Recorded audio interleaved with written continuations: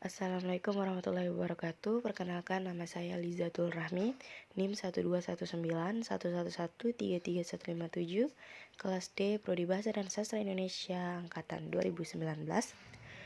Kali ini saya akan mempresentasikan mengenai langkah-langkah pencarian dan penentuan distribusi fonem data bahasa leksi rumah.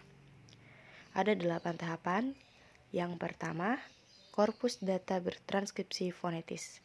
Data ini ada 200 data seperti yang bisa dilihat ini. Kemudian kita lanjut ke yang kedua, yaitu pencarian bunyi yang memiliki kemiripan fonetis. Jadi dari korpus data tersebut kita bisa mencari bunyi-bunyi yang dicurigai memiliki kesamaan fonetis. Saya membaginya menjadi 2, yaitu vokal dan konsonan.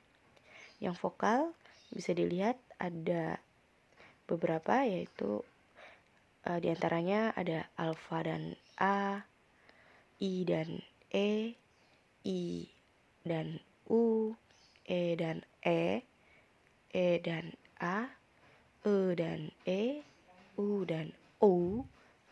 Kemudian ada konsonan, yaitu gamma dan G, F dan F, Q dan K, P dan B, T dan D, M dan N, Eng dan N, Ek dan K, L dan R, F dan W.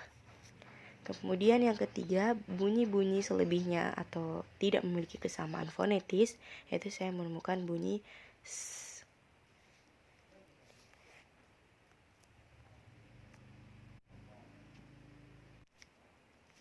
Selanjutnya, proses yang keempat yaitu mencatat bunyi-bunyi berdistribusi komplementer.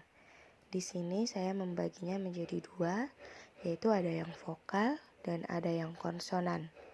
Untuk yang vokal, saya mengambil 2 contoh, yaitu vokal A dan alfa serta vokal E dan E. Untuk vokal A, saya mengambil data ASI, K, Adik, Wari. Untuk alfa, Anai, Forval, Tawei, Alina. Alfa dan A merupakan alofon fonem yang sama, yaitu fonem A. Untuk bunyi E dan E, itu saya mengambil data ada nerata, seva, valekal, tike. Ada where, ta, reng, ta, wei, ta, lab. E dan E merupakan alofon fonem yang sama, yaitu E. Berikut contoh yang konsonannya, saya mengambil gamma dan G. Untuk gamma contohnya itu Geuraneng, Teigame, Negian, Neage. Untuk G, saya mengambil Gediciai, Gemuk, Gavik, Geifilia. Gamma dan G merupakan alofon fonem yang sama, yaitu G.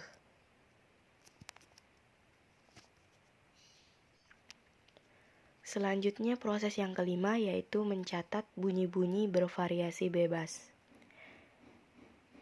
Saya membaginya menjadi 3 kelompok dengan bunyi vokal E dan E. Untuk kelompok 1, saya mengambil data tape, tike, ner. Kelompok 2, talep, dan kelompok 3, talep. Untuk E, itu sebagai onset silabe dalam kata-kata di kelompok 2. Kemudian Untuk E sebagai onset bervariasi bebas dengan E dalam kata-kata di kelompok 2, yaitu Taleb tadi. Kemudian E sebagai onset silabe dalam kata-kata kelompok 1, seperti tape, dike, ner. Jadi, kesimpulannya, E dan E adalah alofon dari fonem E, fonem yang sama pada kata-kata kelompok 2.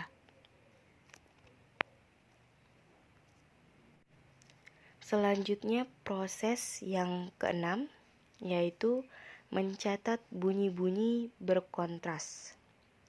Ini terbagi menjadi 2, yaitu ada yang lingkungannya sama atau identis dan lingkungan mirip atau analogis.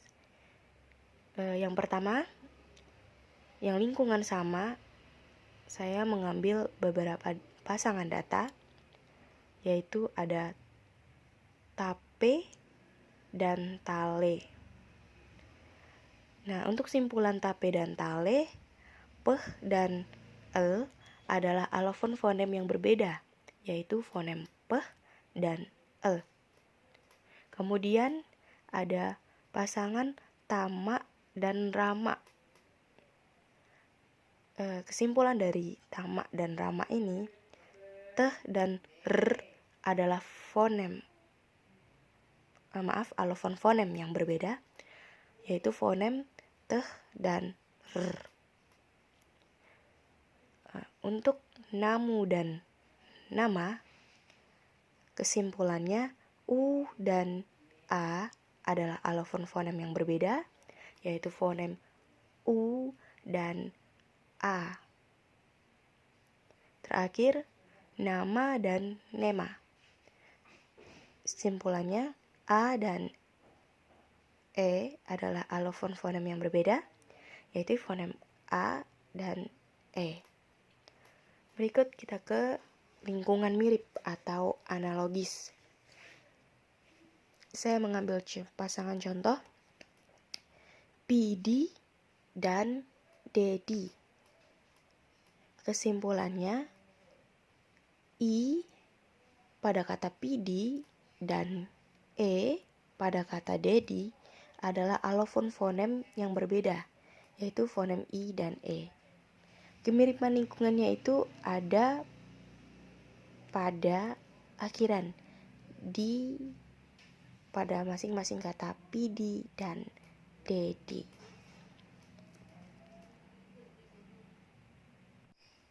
Selanjutnya proses yang ketujuh, yaitu mencatat bunyi-bunyi berubah karena lingkungannya.